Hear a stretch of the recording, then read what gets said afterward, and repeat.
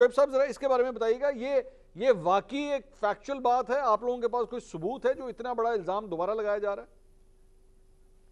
देखें, माजी करीब में अगर आप देखें तो उन्होंने कहा था कि जी उनके ऊपर अटैक होने हैं, उनके ऊपर अटैक होना है, और वो अटैक हुआ, आपने देखा।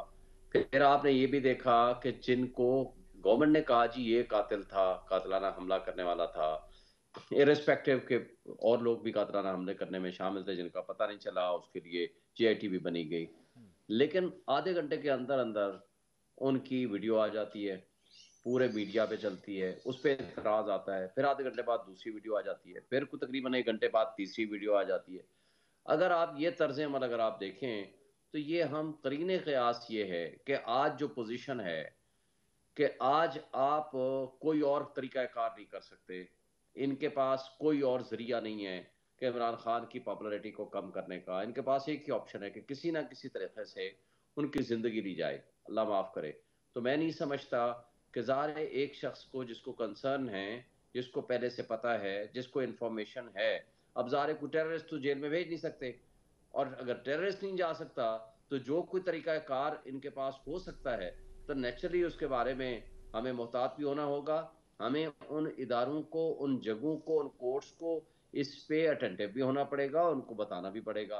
तो मेरा ख्याल है कि ये बड़ी इंपॉर्टेंट बात है और नहीं, बट इसको शोएब साहब सीरियसली आपकी हम बात से सबको ये लेना लग रहा चाहिए। है, और आपकी शोएब साहब ये बात सिर्फ से ये एक लग रहा बात, है कि सिर्फ एक बात करके, this is a fair rather than a fact, कि आपको लग रहा है कि नहीं, शायद ये हो जाएगा, ऐसा कोई सबूत नहीं है इस बात का। देखें सबूत तो फिर बात ये होती है ना कि आज तक मुझे बताएं लियाकत अली खान का मर्डर हुआ, सबूत तो आपके पास स्टेट नहीं पैदा कर सकी। आपके बाद क्या सबसे बड़ा मकबूल लीडर जुल्फ़िकार अली भुट्टो को जुडिशल मर्डर कराया गया, सबूत कोई नहीं था until and unless Naseem Hasan Shah ने खुद आकर कोई कई सालों बाद कन्फेशनल स्टेटमेंट दी। बेनज़ीर भुट्टो का मर्डर हुआ, सबके सामने हुआ, आज तक कोई उसका वे आउट, आपने स्कॉटलैंड से पता नहीं कहाँ से पुलिस पे मंगवाई, आज तक उसके ट्रू मर्डर करने वालों का और उसकी प्लानिंग करने वालों का नहीं आपको पता चल सका।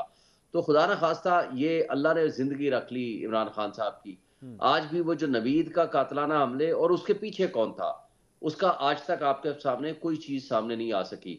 मैं समझता हूं कि कुछ चीजें जो प्रोसिक्यूशन का काम होता है, जब आपको एक एलिमिनेट करने का खुदा ना खास्ता आपको प्लानिंग बनती है तो बड़ी हाई लेवल पे बनती है, it is not so simple. तो मेरा ख्याल है कि हमें इस पे मोहतात होना चाहिए, हमें इसके बारे में संजीदगी के साथ देखना चाहिए। हमारी तारीख भरी पड़ी है इन चीज़ों से, इसलिए इससे पहले कि खुदा न खास्ता कोई वाक़या हो जाए और हम उसके बाद कहें जी अब हमारे पास कोई एविडेंस नहीं है। आपके सामने आपने देखा अरशद शरीफ ने जब अपनी मौत के बारे में आगाह किया, चीफ जस्टिस ऑफ पाकिस्तान को, प्रेसिडेंट ऑफ पाकिस्तान को कई खतूत लिखे, उस वक्त के जो मिनिस्टर्स थे उन्होंने ये कहा कि ये झूठ बोल रहा है, ये सब गलत है।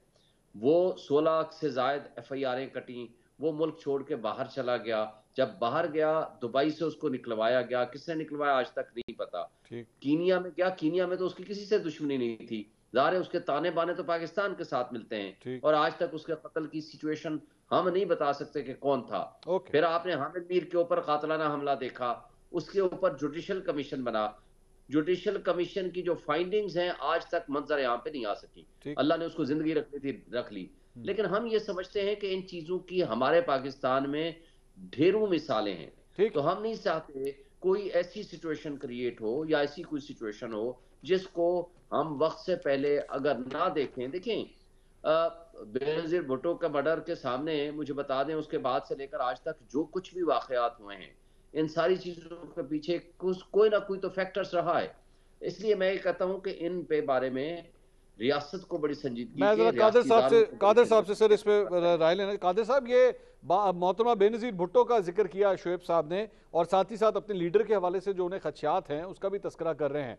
आप इस मामले को बिल्कुल इक्वेट करेंगे? क्या वाकई ही इतना जेन्युइन कंसर्न होना चाहिए कि इमरान खान साहब को जो है स्लो पॉइजनिंग ना की जाए, या आप भी यही समझते हैं कि वाकई ये जेन्युइन बात हो रही है? मंसूर अली खान साहब, आपके पास बड़े ज़बरदस्त पैनलिस्ट है, एक डॉक्टर है, एक वकील है, और जो हवाले ये बेनज़ीर भुट्टो का या भुट्टो शहीद का या दूसरे दे रहे हैं वो यहाँ मिसाल फिट नहीं होती है। उनको मारने के बाद, कत्ल करने के बाद इंक्वायरी है, जिसको कहते हैं हम पोस्ट इंक्वायरी, ये प्री इंक्वायरी। ये मुफ्त में मैं इनको मशवरा दे रहा हूँ, कल सुबह जाके इमरान खान साहब की जो अदालत है जिसमें केस चल रहा है वहाँ एक दरख्वास्त दे कि इमरान खान साहब का मेडिकल करा जाए।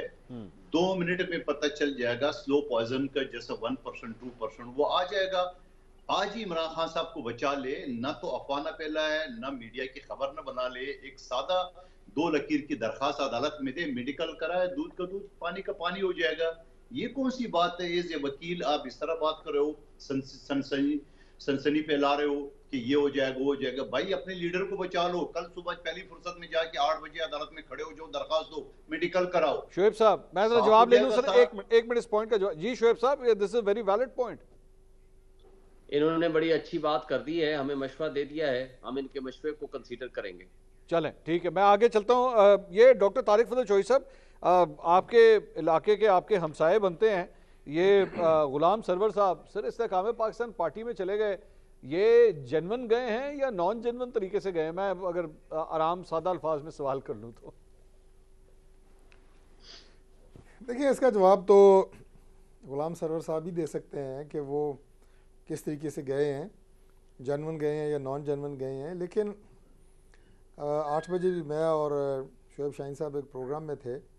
नॉन जेन्युइन तरीका जो आपने कहा तो उसका मतलब है, मैं उसको ज़रा आसान कर देता हूँ कि वो किसी के प्रेशर में गए हैं। अच्छा। और जो पाकिस्तान तहरीक इंसाफ अक्सर इल्ज़ाम लगा रही है कि जनाब हमारे जो लोग पार्टी छोड़ रहे हैं या प्रेस कॉन्फ्रेंस करते फिर रहे हैं वो प्रेशर में गए हैं या उनके ऊपर कोई दबाव था। ठीक है।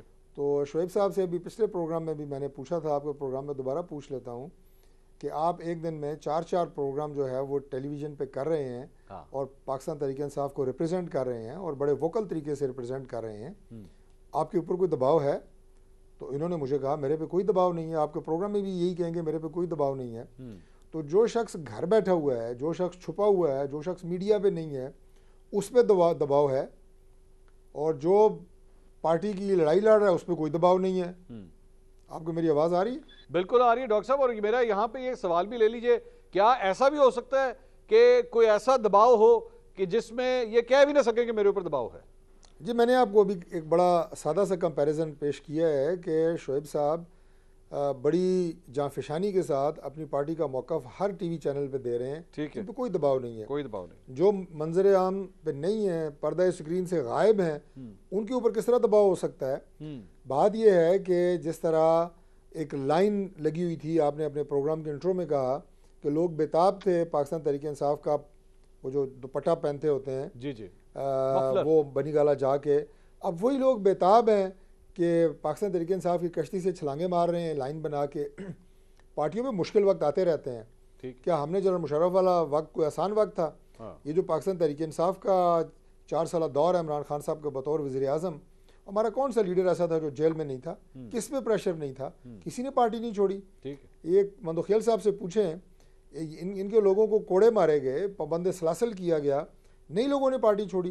अब अगर तहरीक इंसाफ के लोग पार्टी छोड़ रहे हैं और धड़ाधड़ छोड़ रहे हैं और बड़ा धूमधाम से छोड़ रहे हैं, तो आप इसका आप इल्ज़ाम धर दें किसी और पे, जनाब के ये प्रेशर आ गया और फलां हो गया। तो मेरा ख्याल ये है कि अपने लोगों को भी कहें कि ज़रा मजबूती से खड़े हों।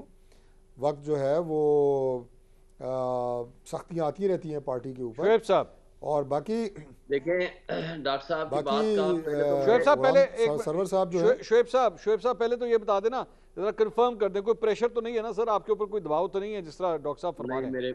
नहीं मेरे पे कोई प्रेशर नहीं है। लेकिन बात यह है कि जो आपने तर्ज अमल अडॉप्ट इन्होंने कर रखा है, मैं इनकी बात इनके ज़माने से शुरू हुआ और आज तक जो जारी और सारी है, मुझे पहले तो ये बताएं, जो ये फरमा रहे हैं कि हम बड़े तहम्मुल मिजाजी के साथ खड़े रहे, मुस्तकिल मिजाजी के साथ। PMLQ किसके वतन से पैदा हुई थी? PMLQ PMLN के वतन से पैदा हुई थी। ठीक। सिर्फ एक नहीं, इनके 150 के करीब वो MNAs, मिनिस्टर्स और वो लोग थे इलेक्टेबल्स जो नवाज शरीफ के दोबारा वापस आने के बाद वापस इनकी पार्टी में आए थे।